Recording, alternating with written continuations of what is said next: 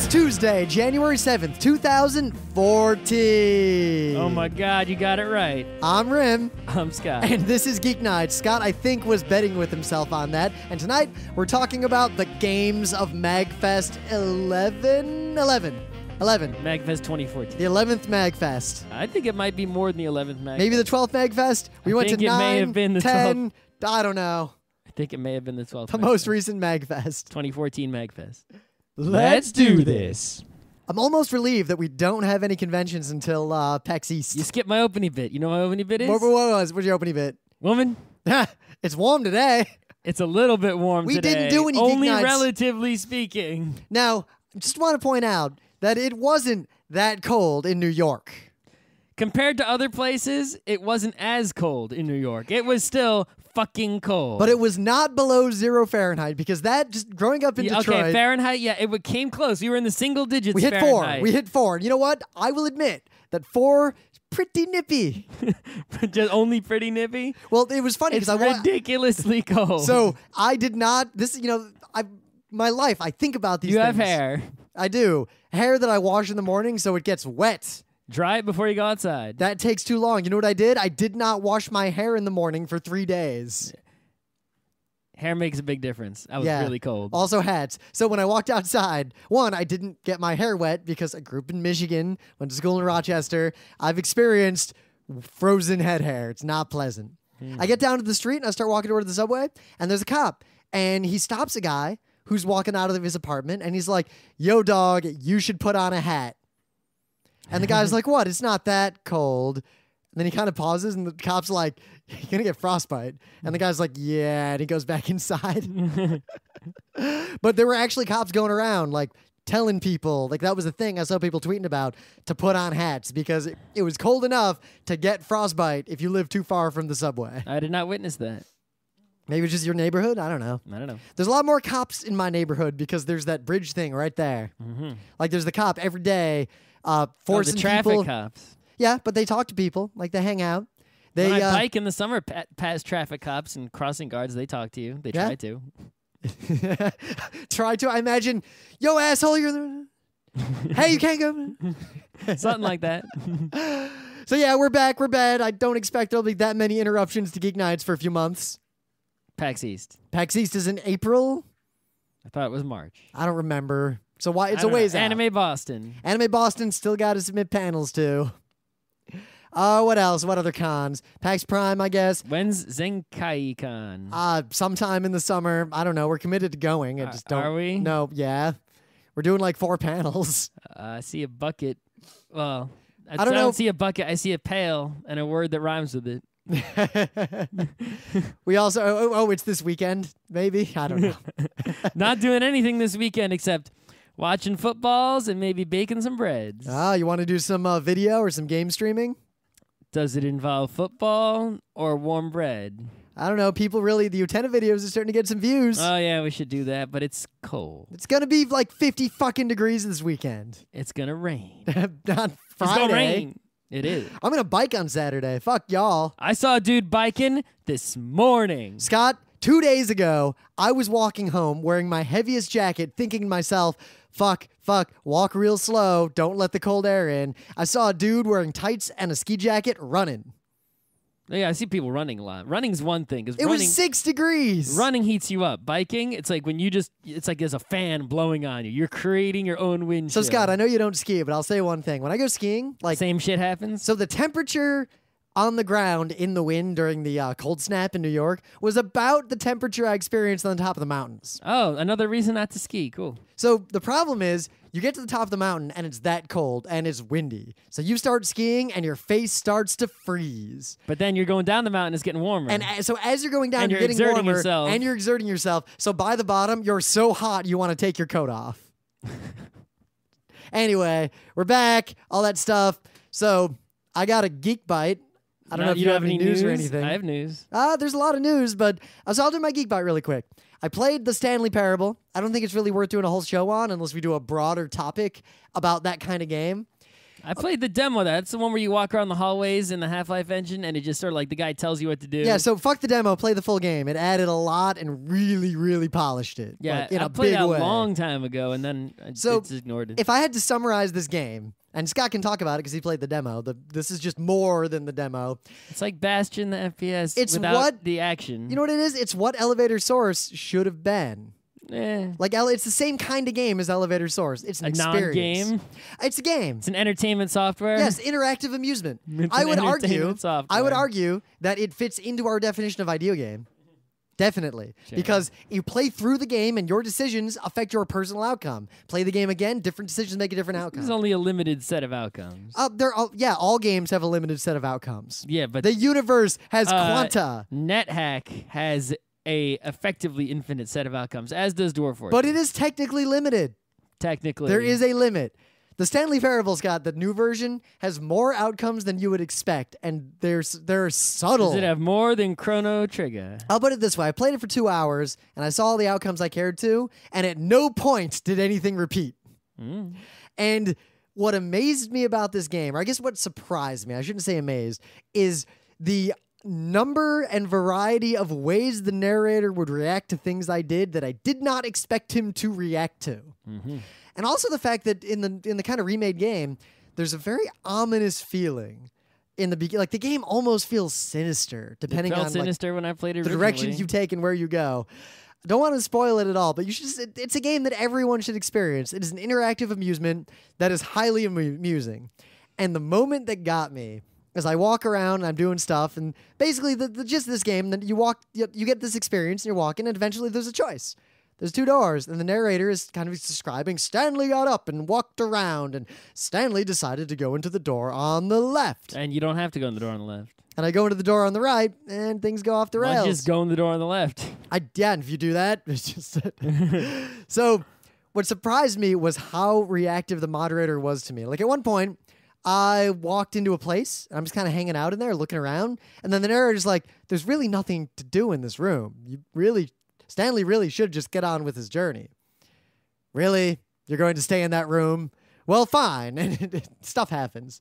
So I got to a point where there's a room, and there's a phone, and it's ringing. And it's like Stanley was about to embark on the great journey. And the narrator's saying this long thing. So I see there's a cord. So I run around the room just clicking on everything. And I click on the cord, and it just unplugs the phone and it stops ringing. And then the narrator's like, really?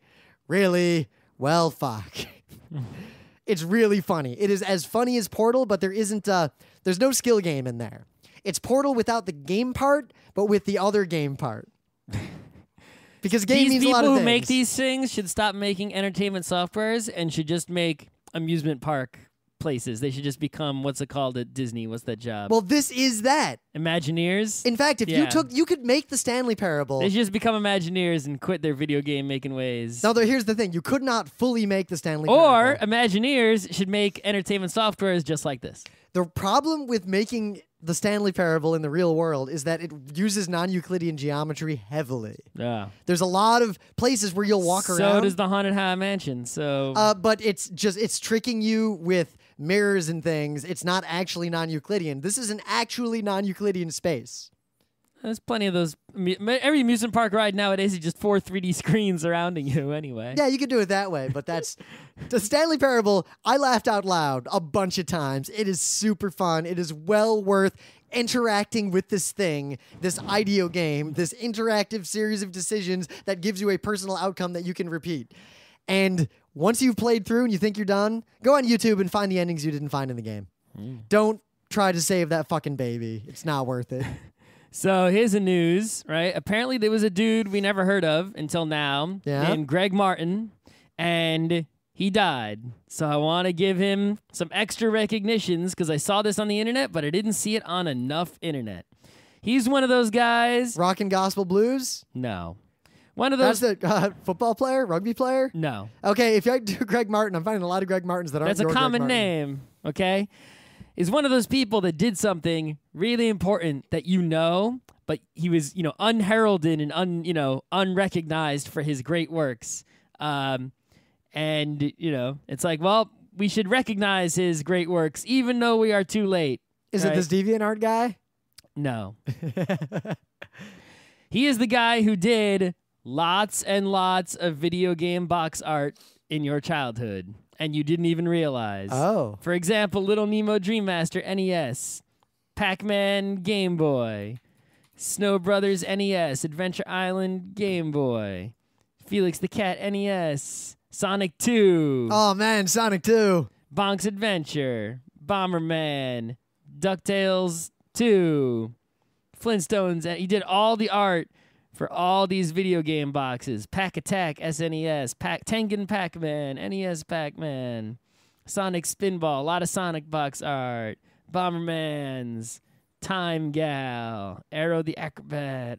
And there's a whole thread, etc. Yeah, there's a whole thread here on Nintendo Age Forum that shows like all his box arts. And once you see the box arts, you're like, that guy, all those boxes look the same. Oh my God, that art. I guess we have to add to the Google juice so that he'll pop up over all these rugby players and things. Exactly. So, yeah. Now the thing is, what this makes me want to do is not only to recognize and remember him and his great and memorable box art, but to figure out other people who do box art. To find other video game box art artists from back in the day. Or we don't know the Atari guy, I forget his name, right? Who did all like the Pitfalls and all those ones, and then the breakout guy who did all those ones. I think I saw a video of that guy doing the Super Breakout like live sketching or whatever. Anyway. Oh. Like, yeah, there should be some more recognition of video game box artistes from the 80s, 90s, early 2000s. Not anyone who's doing it today, they can shove it. They just use their computer. They can't try.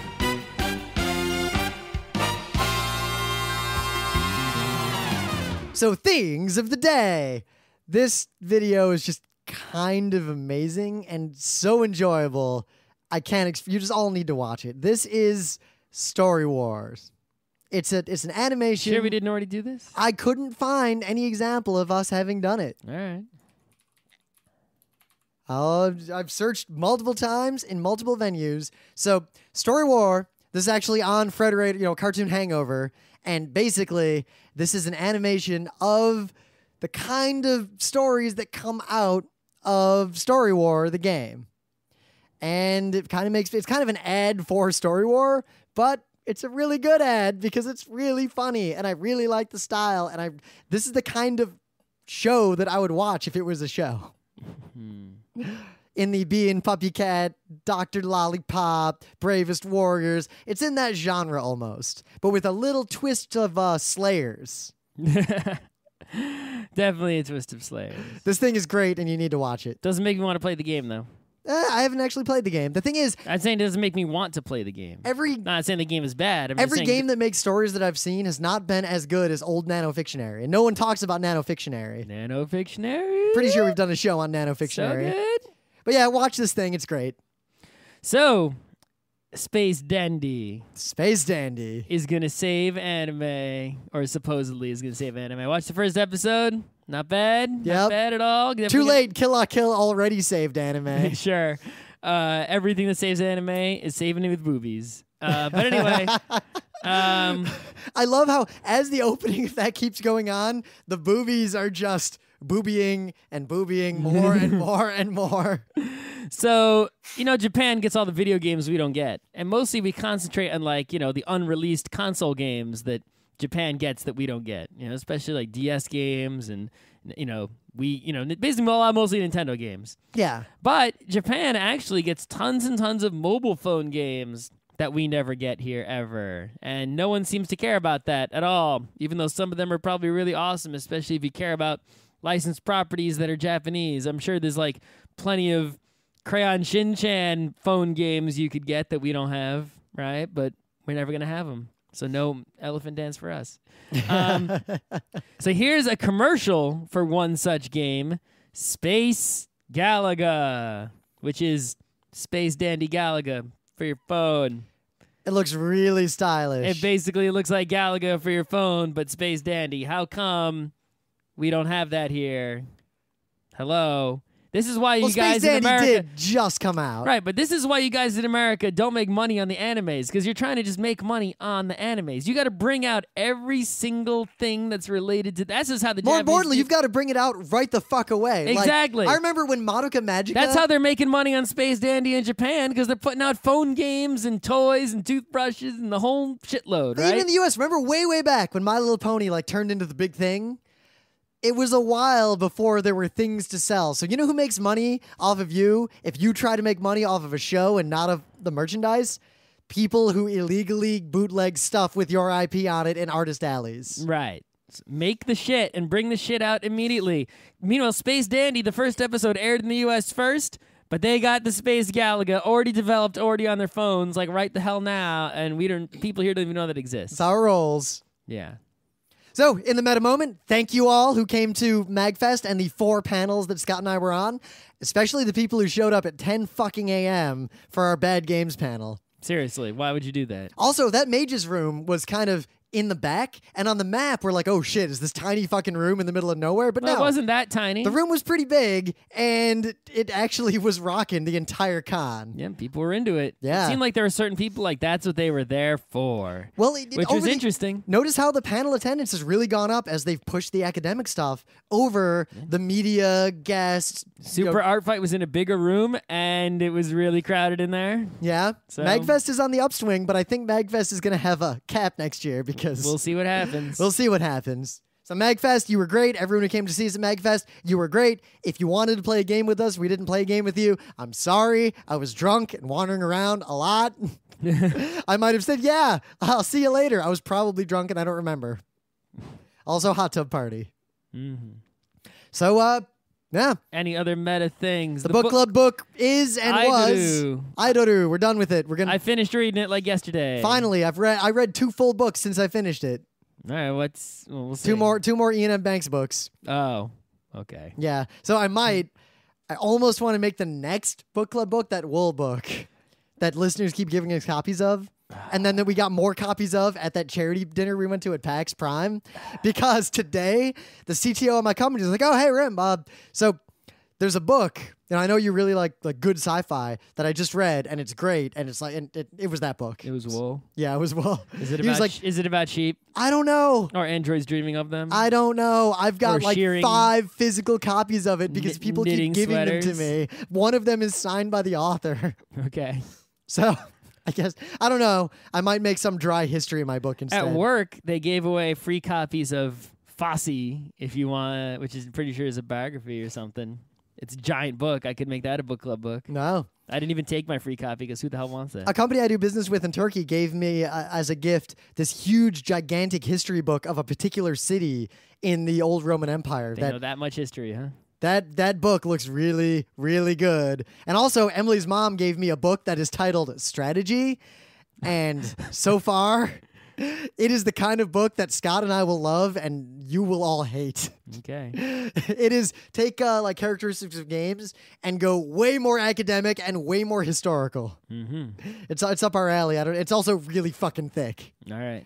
Join our forum. It's awesome. It's rocking again now that the holidays are over. Think about everything that there is on the internet, every protocol on the internet for communicating, right? That you can think of. Twitter, Facebook, Google+, social networks, IRCs, forums. Gopher. What about Gopher? Gopher. Not Gopher. Gopher. No Gopher. All right. Websites, everything that you YouTubes, everything.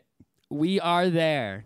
Come and find us in those places. We're not on BitTorrent anymore. Steam groups. Those old torrents stopped working a long time ago. Right. If you can even find the trackers. You can email us, geeknights@frontrowcrew.com. You can. There's so many Actually, ways a listener to communicate with us and the other people who listen to this show. I have not looked at it yet. You have to take advantage of at least some of them. I have not looked at it yet. A listener sent us a video question. Once I watched it. It's the guy from Australia who was. I already answered him in YouTube, but I'll address it anyway because. Well, I didn't watch the video yet, so you can't. No spoilers. This is a Tuesday show, right? Yeah, no spoilers. All right, so it's game related. I was gonna do a video answer. No, so remember, God damn it. remember we were in Australia and we played Blockus and Hanabi. Oh, it's the smart couple. Right, yeah. So they were really smart. The dude, his name's Bane. I guess it's his real name, which is fucking awesome. His real name's Bane. Hell yeah. Hello, Batman. You haven't even seen that movie. You don't know what I'm referencing. I know who Bane is, though, because I watched Batman the Animated Series. Do you know his funny voice? I thought he talks like the way in the South Park episode. He kind of. Right. It's hard to describe his accent. You're talking more like Inspector Gadget. That would be. Yes. Move the glow to the other button. That's what you're doing. Click on right. You're not doing a Bane voice. Anyway, so he made a video. He didn't need to make a video to ask this question. Basically, the question he was asking is, his partner, right? They're playing more games now since, PAX Os, right? More better games. Ooh, stepping it up. But the games they play, the game he was using an example is a game called Cuba that we never played. But we don't need to know how to play it. In Cuba, sometimes, because it's a game, right? You can make a move where you'll get 4 points. Or you can make a move where you'll get 3 points, but other people might lose points, right? So it's like, and basically his partner doesn't like games where you attack people. Welcome to the world of direct fucking, a.k.a. highly political. So my answer was, I don't know how to change a person's personality, sorry. The end.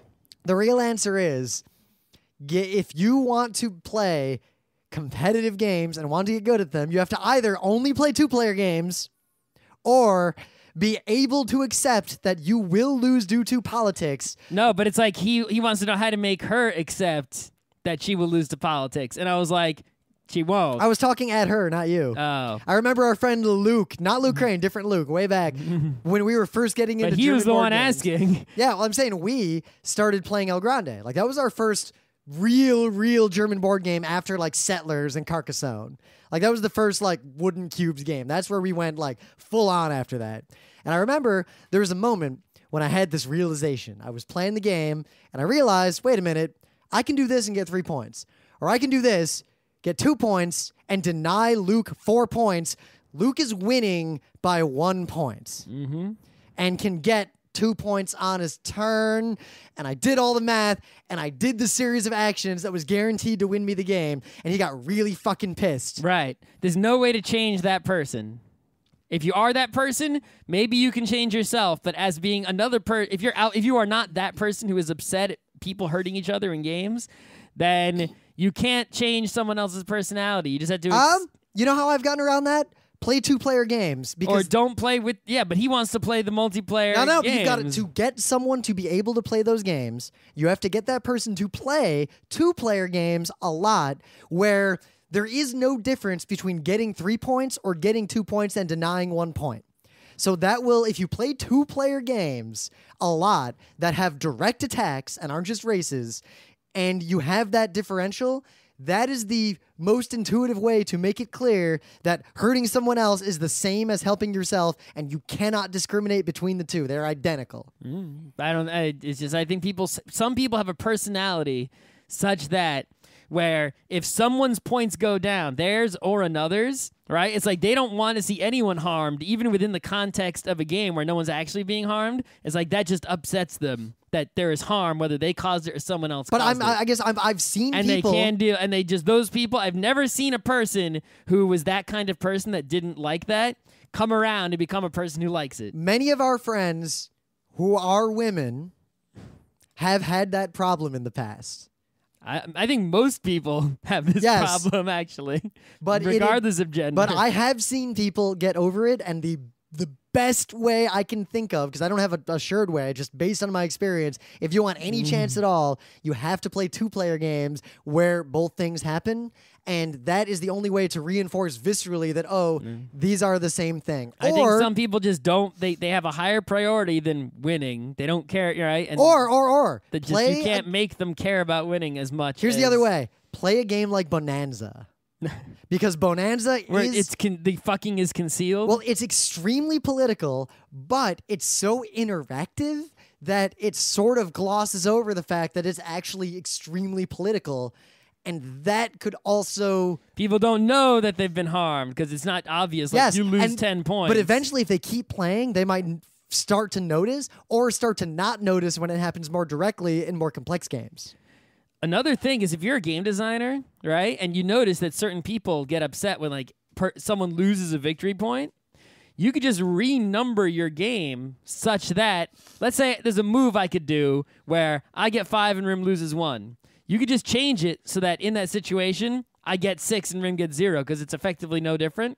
That is complex with multiplayer games. Of course, but if you could somehow rejigger the mathematics of your game to do that, then no one would get upset because no one's losing points. I think they would still get upset because they would start to perceive the direct actions that get a lot of points as being unfair. Yeah, maybe. They would, in fact, I think it would cause almost the same effect. Maybe, but I think there's just something about losing something, right? Having your shit messed up. Yeah, well, case in point, you've all gotten stars before. That's the worst thing in the fucking world. Mario Party, the star. Oh my God, remember the double star that fucked us in the tournament, lost us the belt? That's right. That happens. It happens. Okay. Let's talk about games we played at MAGFest. All right, MAGFest was 4 days of gaming. Not going to talk about every game we played. Were you not there? Why weren't you there? Yeah, seriously. You must suck. Listen, I understand. There's no other explanation for not being there. I understand if you don't fly from, like, America to PAX Australia. I understand if you don't fly from Mozambique to MAGFest. That is acceptable. If you don't fly to PAX Prime because you don't live on the West Coast. Well, if you don't have tickets, right? It's understandable. Yeah, I understand if you don't go to PAX East because it's sold out. MAGFest is not sold out. MAGFest had no cap. And it's 4 days, and it's New Year's. You're on vacation anyway. And it's not that crowded. MAGFest is the best non-PAX convention ever. Period. So, MAGFest was awesome. We played a lot of games. Played a lot of Dig Dug. Scott and I were neck and neck on this one machine. But then... It only keeps the top 5 scores, and some other dude comes and blows us out of the water, so we don't know what our scores are. All right, D_T, you had... like 2 orders of magnitude higher score than me. I don't know what the hell he's doing. Winning. I'm going to go practice me some Dig Dug. I'm going to practice some fucking Dig Dug. That's some bullshit because I said I was going to practice Mike Tyson's Punch-Out and didn't do that either. Yeah, I did some of the challenges and it was fun. But I played a lot of Dig Dug. I played a lot of that weird eyes game that's like Pac-Man was shooting. What? You didn't see that? No. You're a floating eyeball on a Pac-Man board. There's pills to pick up, and you pick them up by shooting them. There's other eyes flying around. If they see you, they shoot at you, and you can shoot them. You pick up the things by shooting at them. If the other eyes shoot you, you die. It's really hard because if there's pills between you and the eye, you shoot at it, you hit the pill, its beam hits you. I played Magical Drop 3. There were a lot of Magical Drop people there. You know what else? The same motherfuckers were on the Initial D machine the entire con. I didn't even bother. You know what else? Apparently, there's a game called Windjammers, which is sort of like Frisbee volleyball, Frisbee tennis. It's for the Neo Geo. So the Magical Drop machine was frequently a Windjammers machine because it's Neo Geo, right? But Giant Bomb, that podcast video show we don't watch and whatever, but we know exists, they have made Windjammers ridiculously popular for some reason. So during MAGFest, all these bros are playing Windjammers like crazy. And I was like, what the fuck? Get away from my Magical Drops. We want to drop some magic balls on your head. Stop throwing the discs. There was an air table we never got a chance to use. Justice. There was some Artemis Space Bridge that Emily and a bunch of our friends played. Yep. They got nuked and had some trouble. It happened. I think we're going to play some of that in the near future with our crew. Mm-hmm.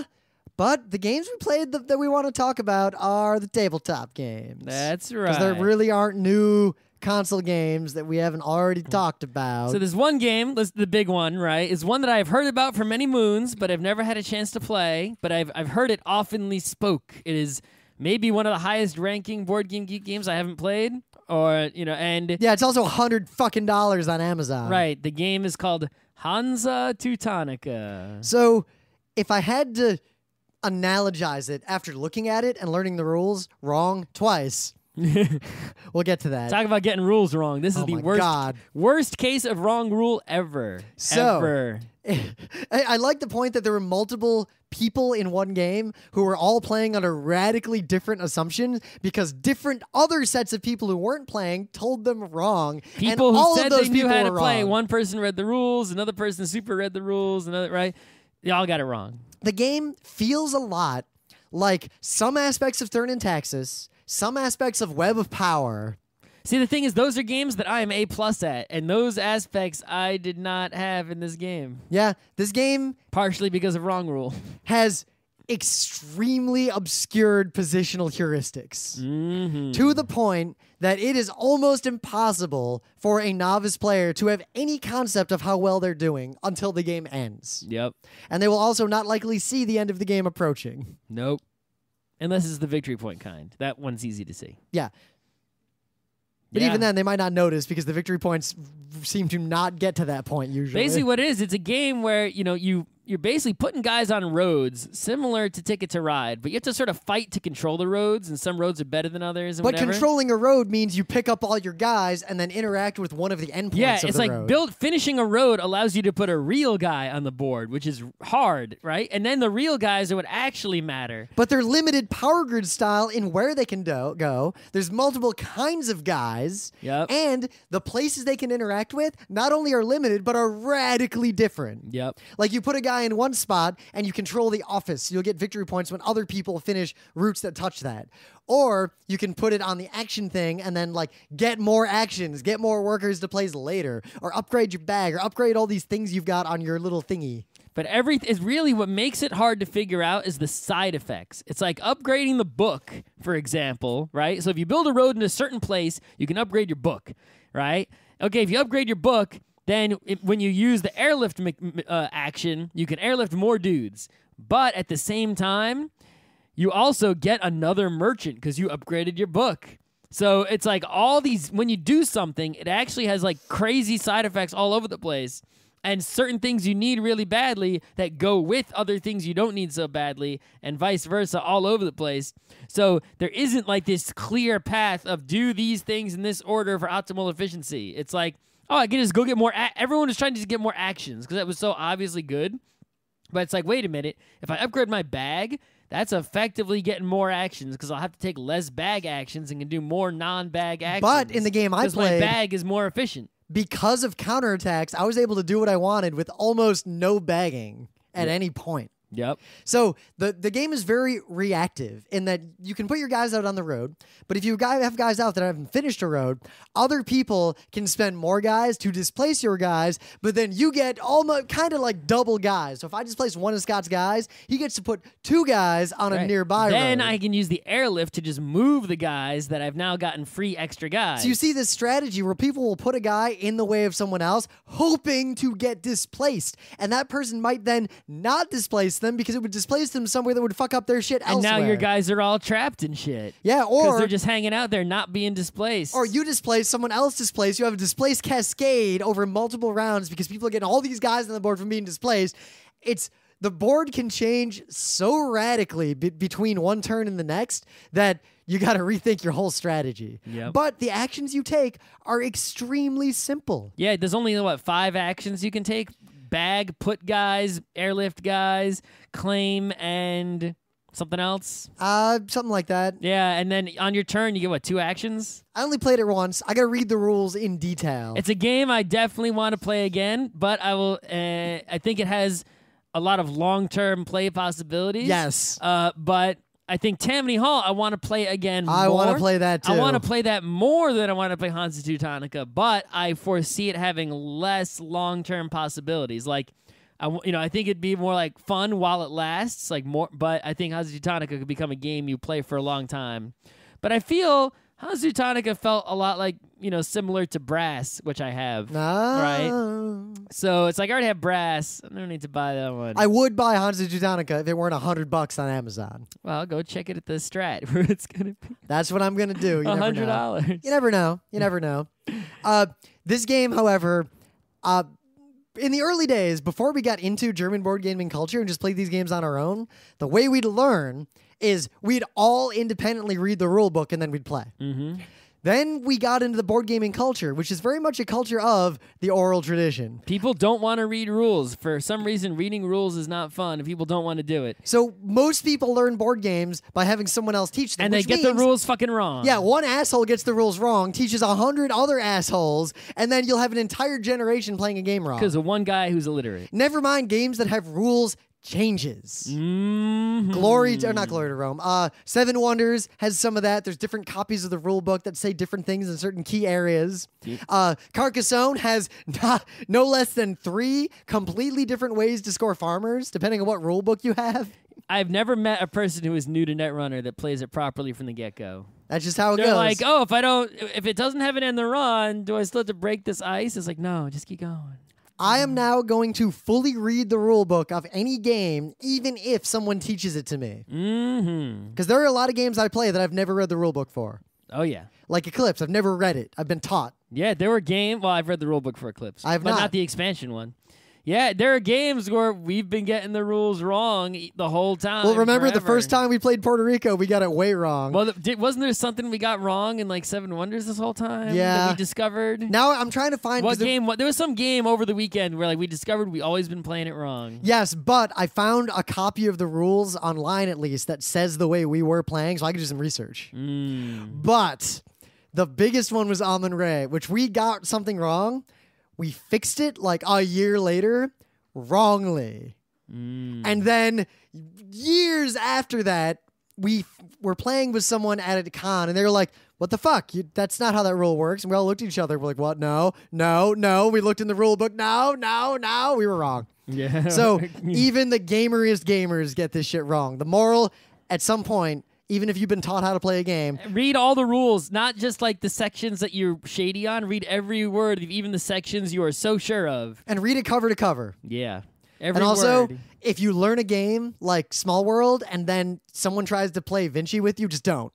If games are very similar, pick one and never play the other one. Because I still fuck up Small World because of Vinci. Yes. I've had a hard time playing Small World. Yeah. All right, what else did we play? So I played this MAGFest? game that friends taught us correctly. I have learned which friends are trustworthy and which ones aren't. Ginkopolis. Okay. It's hard to explain what's cool about this game, but it works with 2 players. It can be played 1 player, kind of like Agricola can. I'm really at a loss for how to describe this game. It's kind of like tile worker placement, but the mechanics are... It has no less than 3 pretty unique mechanics. I really can't... Scott, I bought it. I ordered it. Okay. Because I liked it. You spend all the money you want. It was cheap. We have to play it, and then we have to review it, because it's really difficult to explain. 1, I don't know if the game's good, but I enjoyed it. 2, it is very difficult without going into extreme depth to explain this game. It needs an entire show. But even if it ends up being bad on multiple playthroughs, Ginkopolis gets points for being way different from any board game I have ever played, yet using the concepts and mechanics of board games that I'm intimately familiar with. I like it, and I can't explain it until later. All right. Did you play? We didn't play this at MAGFest. We played it at New Year's. Did you play Coup? C-O-U-P? Coup? I watched other people play it, but I was involved in something else at the table. Okay, so here's how the game works, right? It was a game that I've seen around a lot lately, just like I've seen Love Letter and The Resistance around a lot lately. Yep. It's a similar small box game. It seemed to be played by the same kinds of groups of people, like, that casual board game meetup kind of game. After playing it, I can see why. Here's how it works. Real simple game. There's a deck of cards. There's different rolls. There's 2 copies of each roll in the box, right? Everyone gets 2 face down. You look at them, but you don't show anyone because it's a bluffing game. On your turn, there's certain actions you can do, right? Like take monies, kill people, etc. Killing people, I think, costs like $7 or something. There's a limit on how much money you can have, which actually ruined the most obvious strategy that I had. Oh, my question, and you can answer it after you keep talking. Is it just the balloon popping game? Similar. Okay. Not quite, though, right? Because it's not about voting, right? It's you basically can only pop a balloon if you get up to 7, which is hard to do, right? So it's sort of like, it's like one person can, basically you have to earn a vote first, which is where the game happens, is the earning of the vote. Also, let's say there's certain actions you can do. Like you can always take $1, but if you want, you can try to take $2. But if someone is the Duke, they can say, you don't get $2. You get 0. They can cancel your action.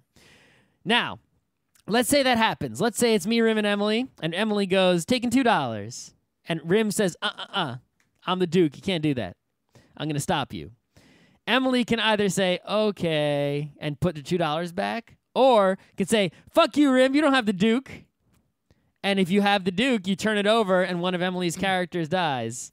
All right, so it's balloon popping game with bullshit. Exactly. And if you do have a Duke, if you don't have a Duke, one of your guys dies because you were lying, right? So that's pretty much it. Whoever the last person alive wins. So I realized the game gets really kind of silly and pointless after like a few people were eliminated. And pretty much a lot of who wins and loses is determined by who people decide to eliminate early, right? It's like if someone decides to kill one of your guys like first, well, you're not going to win now, right? Now, see, this is why a lot of listeners always try, like at conventions, like they don't listen to the show that often or they haven't listened to old episodes. They're always like, oh man, you should play the Resistance, all these games.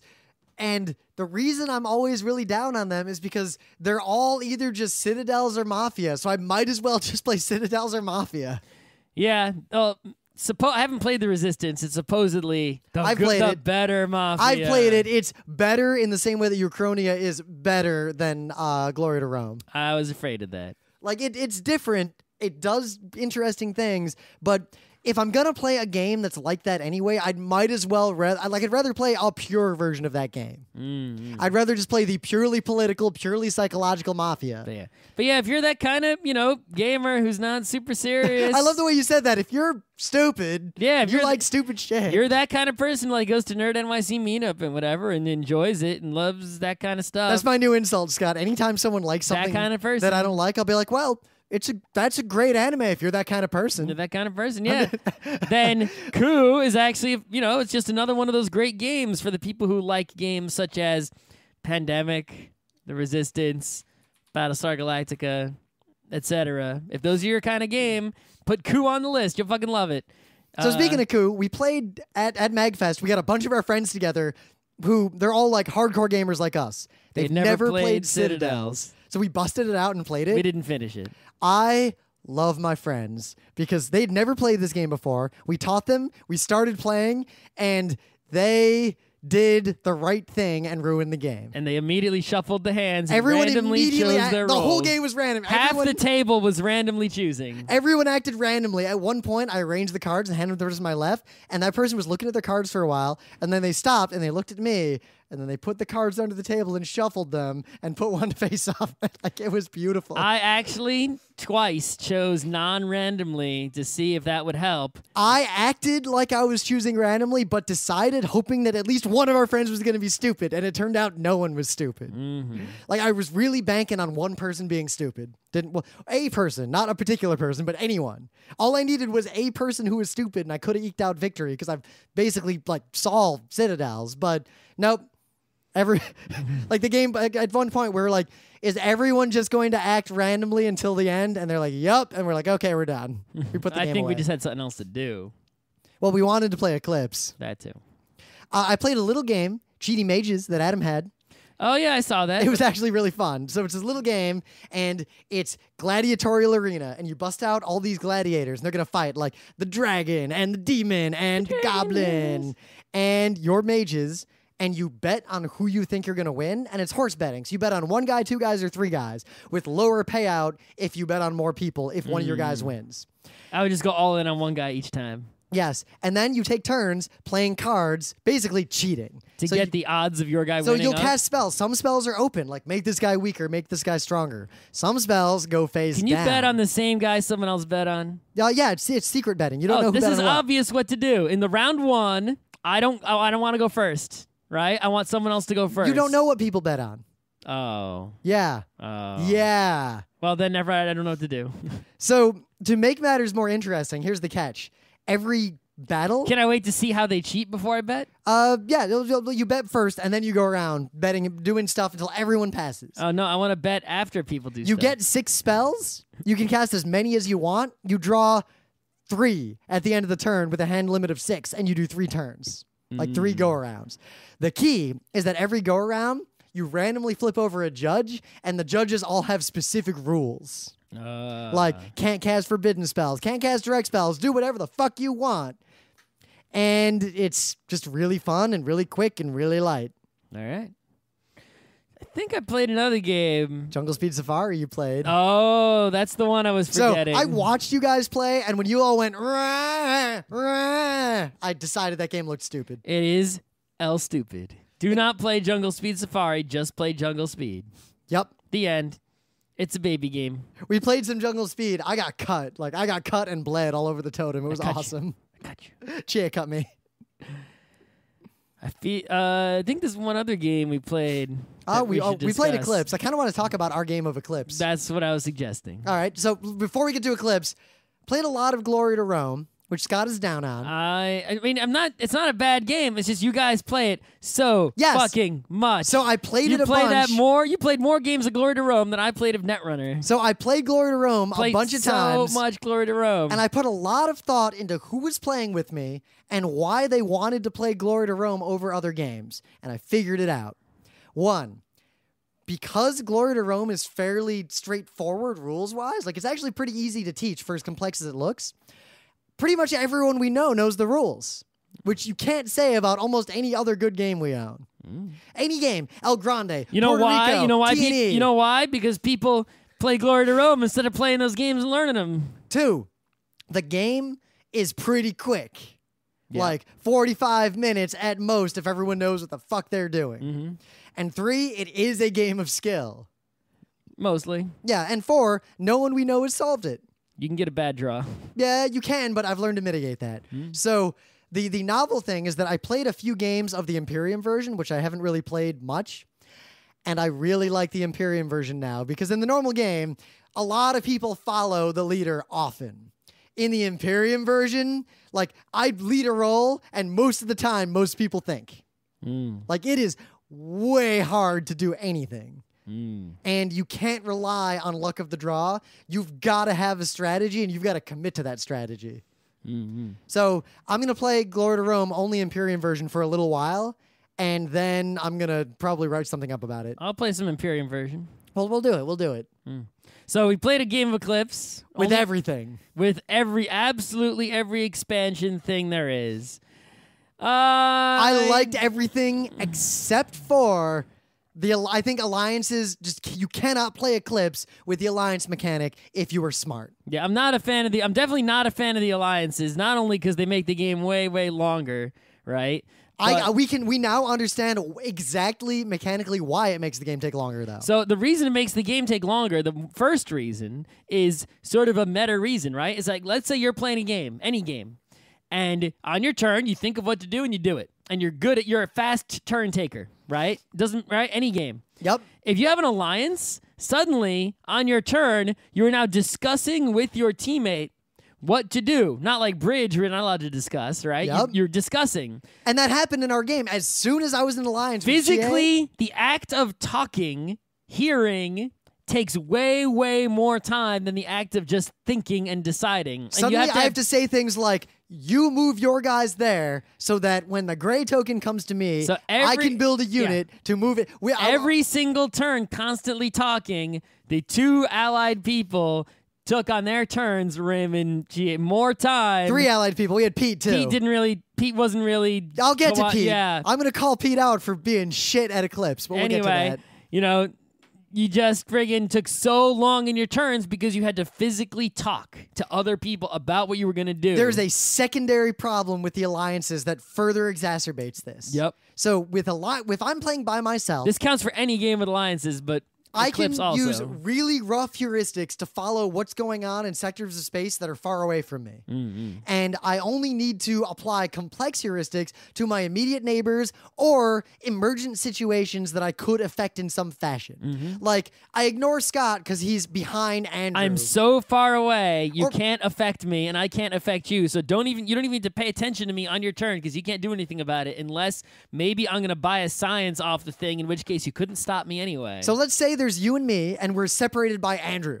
And suddenly, I see you move all your ships away from Andrew because you're going to attack Pete. That might affect my decision, and now I'm going to go attack Andrew. But notice how it's something really broad. He's moving a bunch of guys away. Yep. If GA's next to me, I'll be like, she built that fighter. Yep. I'm going to walk over to her. It has this equipment in it. I'm walking over and looking at what that ship has and then calculating some odds. But as soon as I was allied with GA, I had to look at the whole board now, and more importantly, I had to look at the other alliance.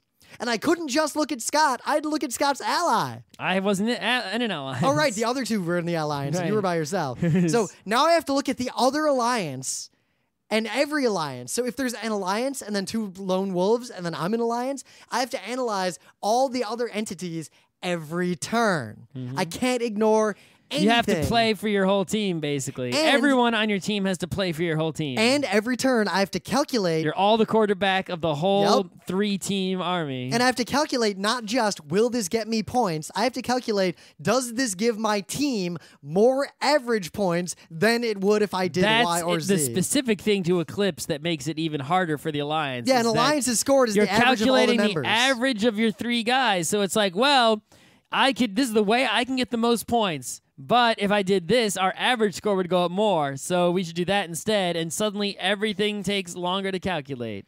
And luckily, while they're highly political, that is, unlike Dune, mitigated heavily by the fact that you can really only ally with people you've gotten into contact with. And interestingly, I don't think the alliances are actually political in most cases. Like in this game, I did not want to ally with GA. I was forced to, because the way the board ended up, we shared a border into the Galactic Center, and then Pete drew tiles that had a wormhole on them, and Chie drew a tile that had a wormhole on it. So there's a wormhole connecting Chie and Pete, and I was neighboring Chie. We were forced into an alliance because otherwise Pete would have attacked Chie, and there would have been this huge cycle of bullshit. Well, why not have a cycle of bullshit if you can come out on top?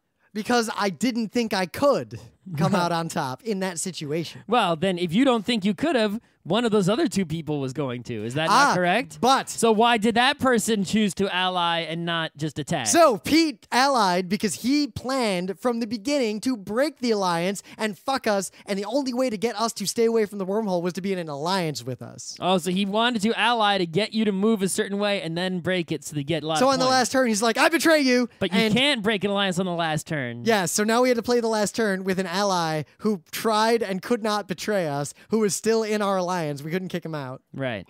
Also, he derped around and kind of just fucked up. Well, you allied with someone just because they were touching you. We had to because we had no way to defend ourselves otherwise. Why don't you defend yourself?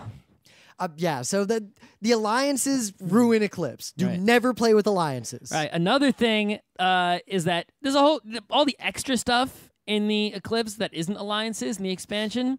It just gives you more stuff. I disagree. It's not good. It's not bad, but I don't think it really makes a difference. It just makes more calculations. Basic Eclipse is super boring.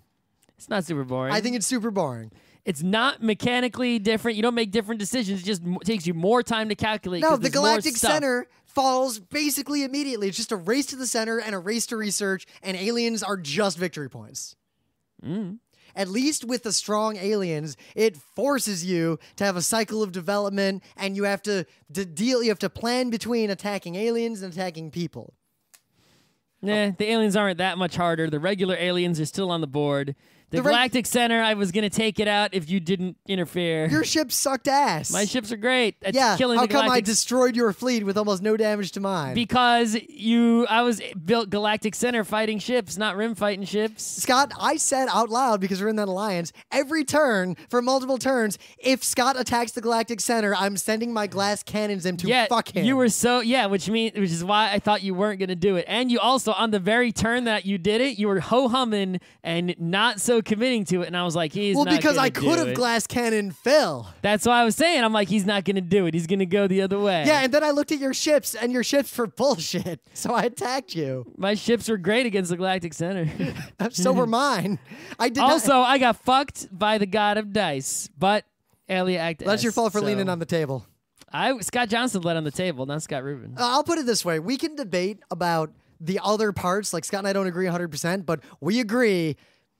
Do not use alliances in Eclipse. But the parallel turn play actually is pretty great. Yeah, that was the thing I was actually the most skeptical about. Was simultaneous turns. You were like, no, like you were really mad about it before we played. But it ended up not. And in fact, the only times it mattered, no one else seemed to notice. There were 3 times where I held on to the guy, and someone else could have forced me to take my turn before they took their turn. But I really, really, really wanted them to take their turn first so I could see what they were going to do.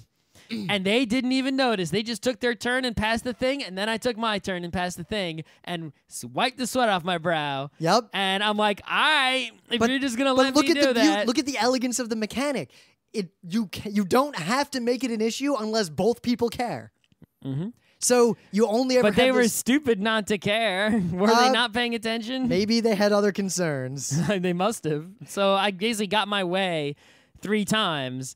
But if I had been playing with a bunch of Scott Rubins, maybe the simultaneous turn mechanic would not have been so pleasant. It's possible. But yeah, it was still, in the real experience, it was much better than I anticipated. What game did I play? Would play again with simultaneous turns. I played this game. It was a Skojo's party. I don't remember which game. Oh, right. It was Homesteaders. Right. Where it had that mechanic where basically everyone does something simultaneously. So we start playing, and I immediately just said, I'm not taking my action until everyone else is taking their action. And the guy who taught us the game, Size, pulls out the book and quotes a thing that basically says, if any player makes an issue of this, then play proceeds in this way. And he was like, you're that guy, Rim. And I was like, yep.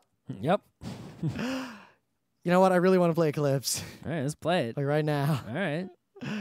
Maybe we should play some 2-player. All right. See how that goes. That might be interesting. Nothing wrong with that. Maybe I'll come over this weekend. Want to play Eclipse over footballs? We don't have a table in my house. On the floor. And in we the don't kitchen. have an expansion. Kitchen floor, no expansion. Buy me the expansion. I thought you hated the expansions. I thought you wanted the expansion so badly. I could play without him. I just really like him. All right. Maybe there's laughing. All right. MAGFest was fucking awesome, and I think we're done. Any more games? Is that it? I'm sure there might have been, but I want to go home and eat. I'm hungry. Yeah, I'm also super hungry. So yeah, we're back in town, guys. We're going to be doing Geeknights again. Watch out.